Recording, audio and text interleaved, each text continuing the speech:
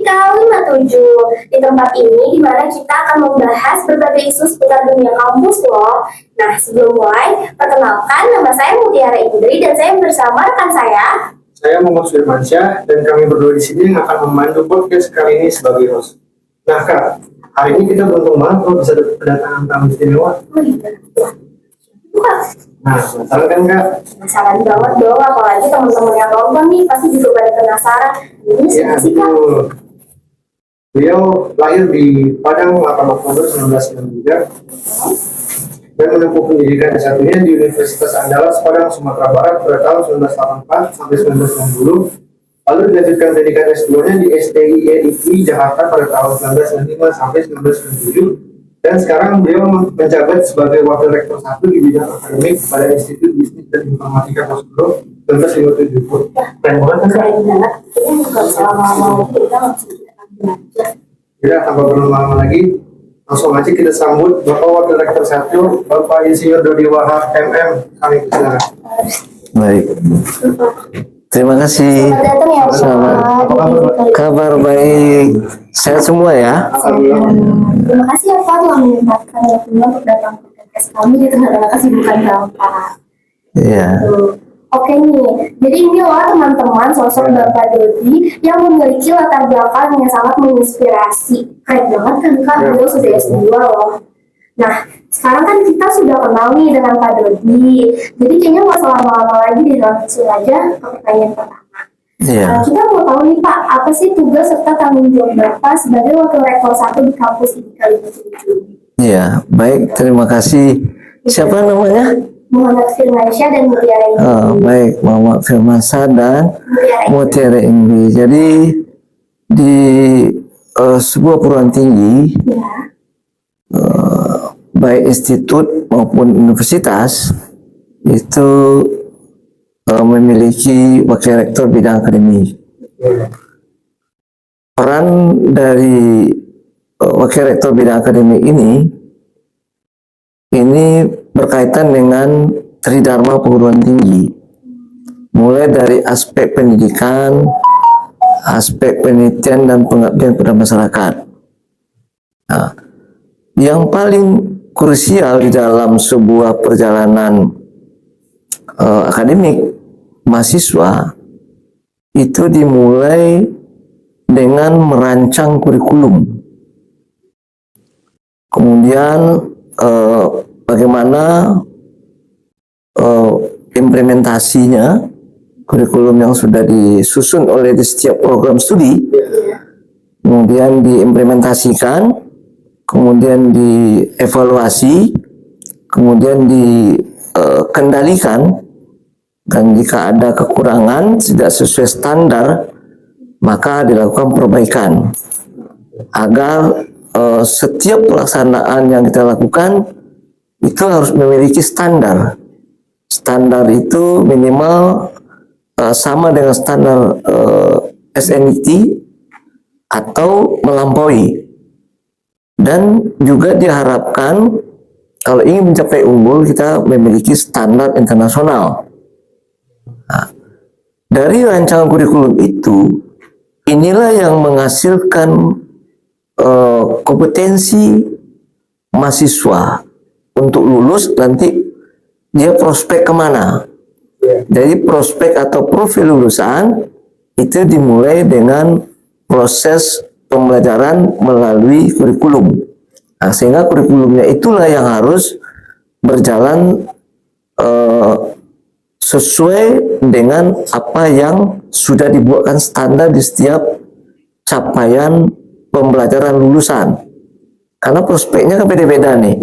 Misalnya anak prodi manajemen, dia pasti prospeknya itu pasti ingin menjadi manajer pemasaran, manajer keuangan, manajer nanti retail, dan lain-lain.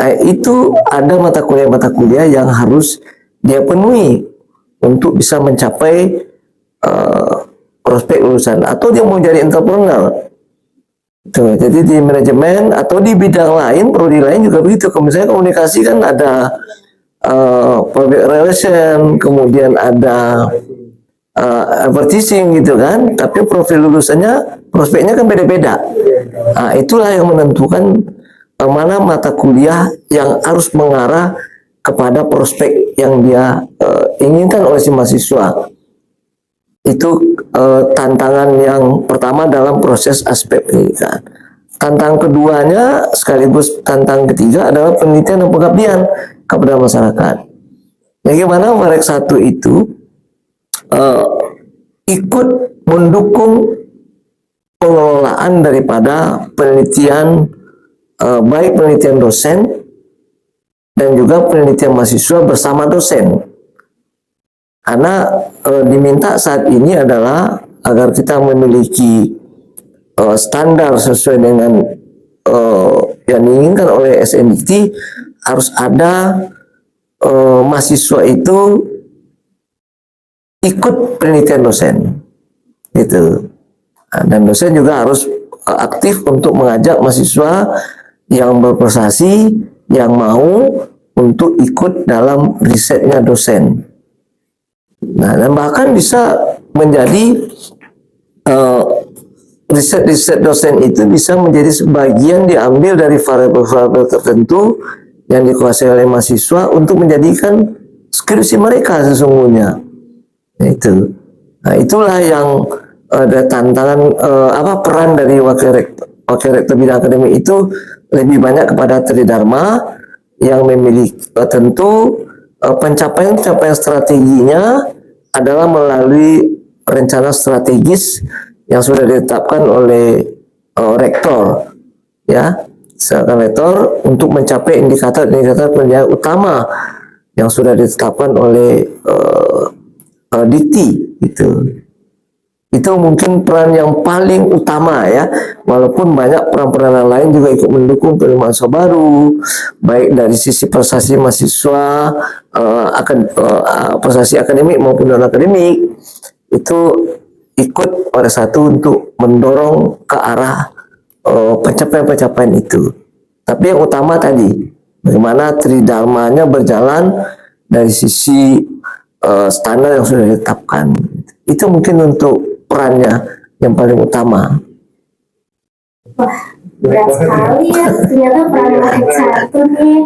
Gitu. Mungkin boleh ke pertanyaan selanjutnya nih, Kak.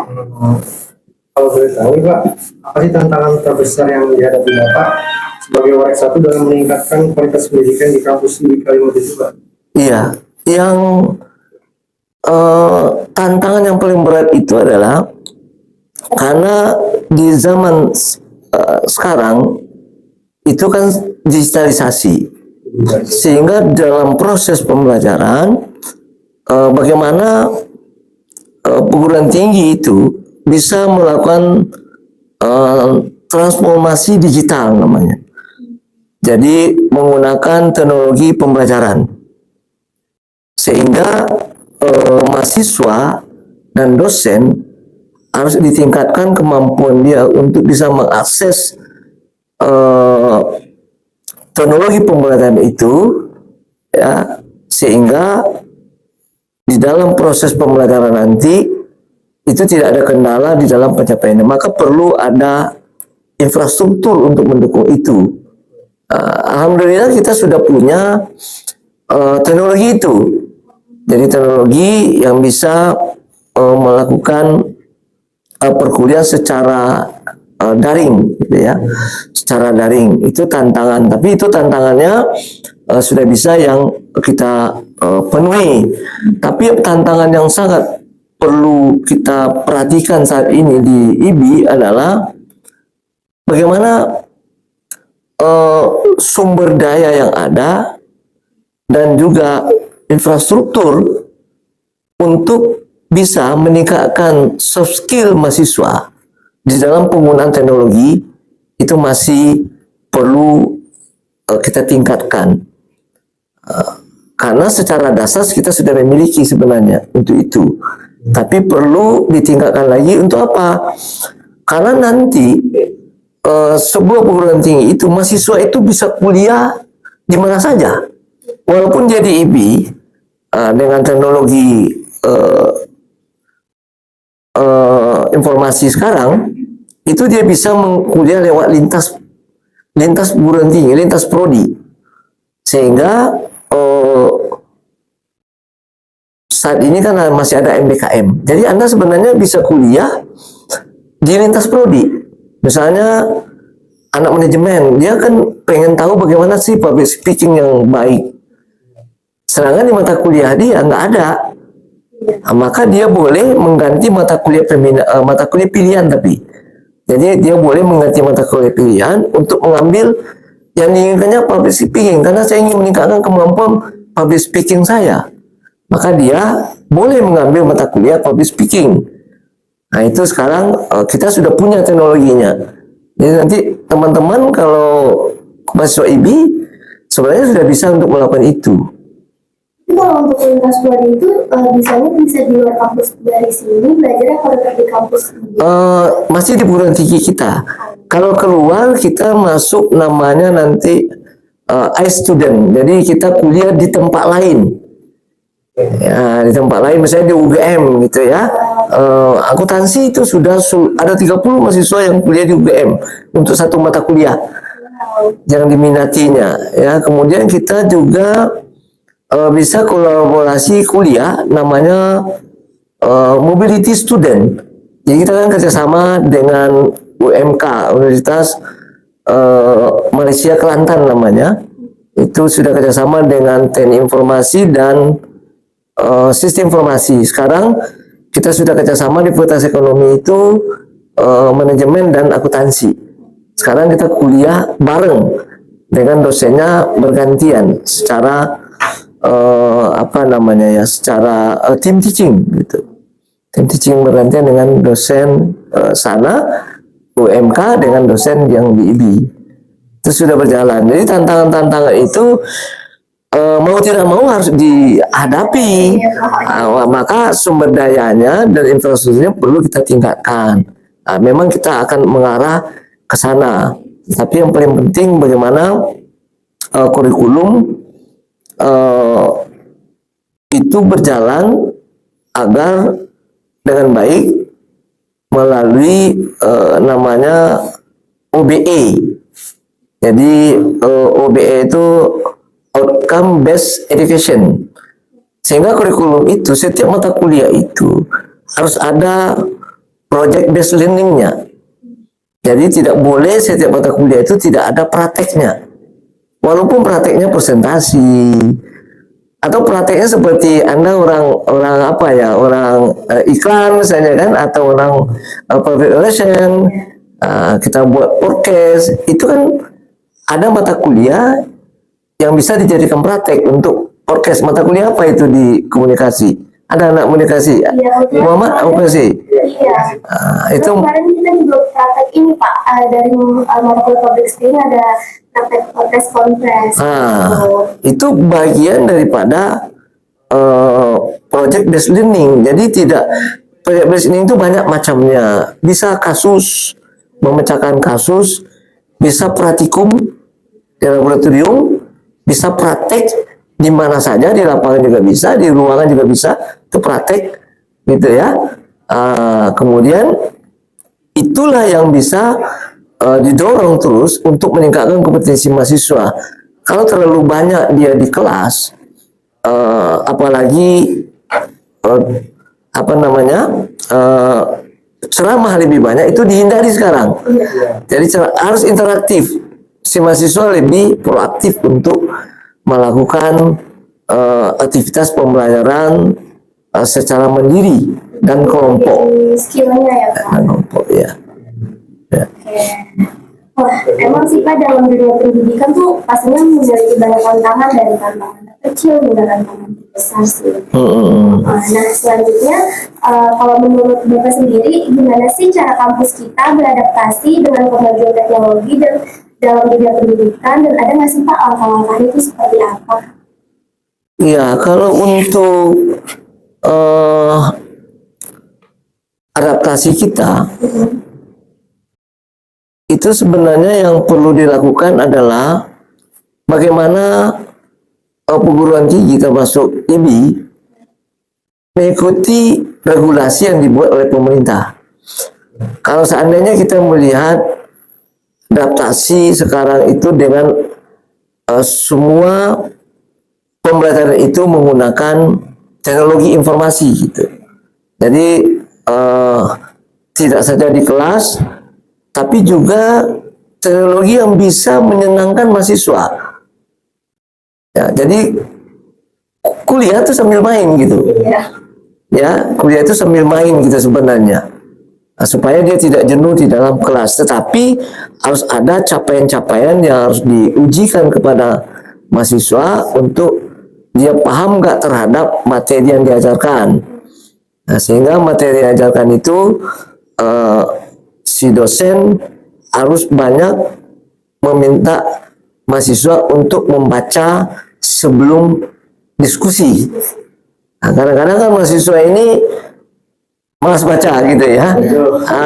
Sekarang itu dituntut dosen itu misalnya mau masuk bab 2. Besok kita minggu depan masuk bab 2 ya, tentang marketing digital. Silakan baca dulu bab 2, besok kita diskusi minggu depan. Nah, jadi sehingga dia diminta untuk bisa membaca dengan baik dan memahami konsep dan teorinya gitu. Nah, sehingga si dosen harus mengajarkan konsep dan filosofinya di setiap mata kuliah itu, sehingga mahasiswa bisa belajar dengan nyaman. Yang penting mahasiswa, dosen bisa membuat mahasiswa nyaman gitu. Itu yang penting, sehingga dia pemikirannya terbuka. Jadi kalau mahasiswa sudah takut lihat dosen, ya mahasiswa agak berat menerima materi dari dosen. Nah, itu yang perlu dosen bisa beradaptasi juga dengan mahasiswa, dengan kondisi mahasiswa.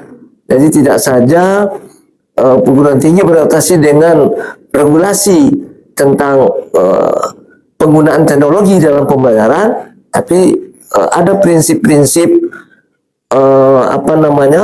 humanioranya, agar si dosen juga bisa buat nyaman, sehingga apa yang dicapai di setiap pembelajaran itu bisa tercapai dengan baik sebenarnya gitu. Menarik banget ya penjelasan dari Bapak. Ya. Nah, ini langkah-langkah juga buat kita di masa depan ya, Kak. Iya. Nah, lalu selanjutnya nih Pak, apakah ada rencana atau inovasi terbaru yang akan diluncurkan untuk meningkatkan kualitas akademik di kampus kita ini Pak? Iya. Yang pertama tadi sudah disampaikan, agar inovasi yang baru itu adalah bagaimana orang diberi kebebasan di dalam kurikulum yang fleksibel. Jadi kurikulum fleksibel itu tadi contohnya bisa kuliah di tempat lain gitu. Jadi itu harus difasilitasi. Itu tantangan, itu perlu teknologi pembelajaran, perlu ada kerjasama. Jadi kalau tidak ada kerjasama, kita sulit untuk mengirim mahasiswa kita ke tempat lain. Jadi kalau hanya lintas prodi itu sudah biasa itu ya, sudah tidak asing lagi, sudah biasa itu. Tapi bagaimana dia bisa kuliah di luar negeri gitu? Nah, itu harus bekerja sama, kemudian kurikulumnya harus fleksibel. Nah, karena itu perlunya kerjasama sebenarnya untuk menciptakan inovasi di dalam proses pembelajaran. Karena dengan kerjasama itu kita bisa menjadi acuan apa yang pernah dilakukan oleh perguruan tinggi lain yang lebih maju dengan kita. Nah, itulah yang harus kita kerjasamakan. Kita harus kerjasama dengan orang-orang yang bisa meningkatkan kemampuan lulusan kita. Ya, karena sudah diamanatkan di dalam rencana strategi sebenarnya ya. Sasaran, kemudian strategi pencapaiannya, indikator-indikator ini akan bersinergi, tidak saja oleh satu, tapi seluruh unit itu sudah punya tugas masing-masing di dalam pencapaian rencana strategis ke depan. Itu yang harus dilakukan inovasinya, kurikulum yang fleksibel. Kuncinya dari mana? Harus bekerja sama di pihak luar kampus kita, baik di dalam maupun luar negeri, itu yang lagi kami usahakan. Beberapa perguruan tinggi di luar negeri kita sudah kerjasama ini, ya, dengan UMK, dengan Sinhan University, ya, sudah banyak dengan Presiden University. Jadi di luar kampus kita, sehingga kurikulum fleksibel sangat perlu dilakukan untuk inovasi ke depan. Nah, itu yang paling pertama. Kemudian yang kedua adalah sistem informasi yang kita miliki itu bisa membuat mahasiswa baik dalam pembelajaran, dia nilai tesnya, nilai pretestnya, nilai UTS, UASnya, itu bisa saja dia ujian itu tidak di kampus. Nah, itu yang akan kita ciptakan teknologinya, sehingga misalnya dia sakit, ada UTS, nggak bisa, tapi dia sebenarnya masih bisa ujian lewat AP-nya. Nah, itu yang sedang dilakukan inovasinya. Jadi nanti mahasiswa sepanjang dia masih megang bisa HP, ya, dan dia mau ujian, bisa ujian di rumah. Gitu. Nah, itu yang kami coba buat regulasinya. Itu inovasi sebenarnya. Jadi tidak terkendala harus datang ke fisik, ke kampus, ke ruang kelas, tapi bisa di ruang dunia maya gitu. Nah, itu inovasi-inovasi yang harus diwujudkan agar lebih menarik masyarakat kuliah di kampus IBK 57. Sangat menarik banget ya. Jadi kita bisa tuh kita kan Prodi. kita juga nanti kalau sakit kita bisa Nggak bisa, ya, nggak bisa kuliah di kampus, dia di rumah saja gitu kan. lagi kita masih bisa pegang HP. Oh, menarik sekali ya. Iya. Mungkin sebelum masuk obrolan terakhir nih Pak, ada pesan dan harapan dari Bapak untuk para dosen dan para mahasiswa IBK 57 atau mungkin yang di luar dari IBK 57 juga dalam menghadapi tantangan akademik ke depannya. Iya. Untuk mahasiswa itu bagaimana upaya kita agar mahasiswa itu prodi apa saja, Ya. dia itu memiliki skill tentang apa? Komunikasi. Jadi jangan dianggap biasa saja komunikasi ini, karena komunikasi ini sangat penting, ya. Contoh komunikasi, bagaimana presentasinya lebih bagus, itu komunikasi juga. Bagaimana dia membuat lamaran pekerjaan lebih bagus, itu komunikasi juga. Itu. Nah, bagaimana dia rapat, komunikasi juga. Bagaimana dia pidato, itu komunikasi juga. Skillnya harus ditingkatkan tentang komunikasi. Dan juga apa? Kepemimpinannya. Kalau orang menjadi pemimpin, biasanya dia pasti bisa mendidik, gitu. Itu pemimpin yang baik. Karena itu perlu ditingkatkan kepada mahasiswa. Karena kerja di luar itu nanti harus dia bisa beradaptasi terhadap cara berkomunikasi, kemudian dia kemudian dia terampil dalam tim, itu perlu dibentuk. Karena bekerja itu tidak sendiri, harus teamwork. Jadi dia itu harus terampil berkomunikasi dengan timnya. Ya, kalau dia teman kerja ya teman sejawatnya. Ya, nah itu yang perlu diingatkan kepada mahasiswa. Terus meningkatkan keterampilan, terutama cara berkomunikasi, kemudian di samping kompetensi yang dimiliki ya, yang sesuai dengan kurikulum dan prodinya, itu tetap. Kemudian skill yang ditambah itu adalah skill komunikasi, kemudian skill keterampilan di dalam tim, ya itu sangat penting ya, di saat ini.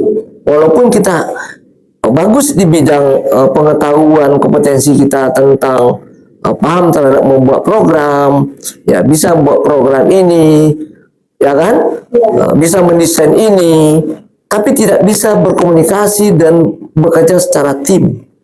Nah, itu kita nanti coba sampaikan kepada dosen, mahasiswa harus bisa memiliki jiwa kepemimpinan. Karena itu mahasiswa Ormawa itu kalau dia aktif, sebenarnya di situ adalah pembelajaran dalam berkomunikasi. Di samping berorganisasi ya, organisasi berarti dia belajar kepemimpinan. Kemudian bagaimana dia bekerja sama dengan teman lain gitu. Nah, itu sangat penting, di samping dia punya kompetensi yang sesuai prodinya masing-masing gitu. Itu untuk mahasiswa. Kalau untuk dosen tentu adalah soft skill dari dosen, terutama di dalam penggunaan teknologi informasi. Itu perlu kita tingkatkan.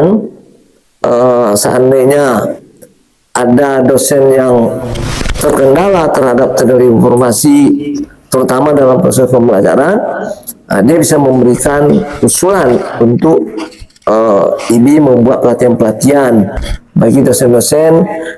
Itu menjadi pantauan kami nanti, bagaimana nanti dosen bisa kita ikutkan pelatihan-pelatihan, meningkatkan skill di dalam mengakses teknologi pembelajaran itu. Itu yang perlu ya. Tetapi yang sangat penting adalah bagaimana attitude ya, perlu dijaga attitude. Jadi jangan pengetahuan saja hebat, keterampilan hebat, tapi tidak punya attitude. Karena tiga-tiganya harus punya. Itu ya. Itu saja mungkin dari Bapak. Wah, jadi itu teman-teman, pesanan dari Pak Edukasi itu harus diingat ya Kak. Yang pertama nih, apalagi untuk mahasiswa IB atau yang di luar sana, atau yang pertama kita harus punya jiwa kepemimpinan ya Kak. Ya. Punya skill komunikasi juga. Karena cuma kita udah bisa sebelumnya, tapi komunikasi kerja sama tim, ya, kerja sama tim yang buruk, gimana ya kan? Gitu juga. Yang terakhir juga yang paling penting itu adalah attitude ya teman-teman. Karena kalau punya jiwa kepemimpinan, punya komunikasi yang bagus sampai attitude jelek, dan juga percuma ya Pak ya. Iya, cuma. Iya. Jadi kita harus ingat pesan yang dikasih oleh Pak Dodi teman-teman, biar kita ini sebagai seorang mahasiswa bisa menghadapi tantangan-tantangan selanjutnya gitu. Itu kan.